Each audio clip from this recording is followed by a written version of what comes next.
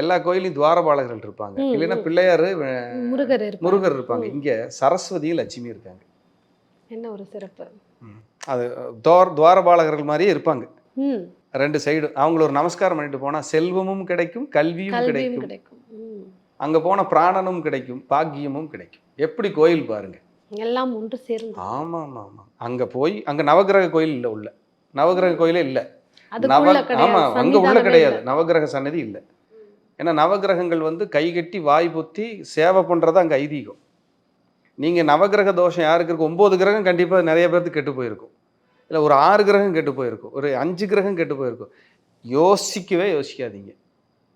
நேராக bus book பண்ணுங்கள், இல்லை கார் இருந்தால் கார் எடுத்துக்கங்க, நல்ல பாதுகாப்பாக கிளம்புங்க.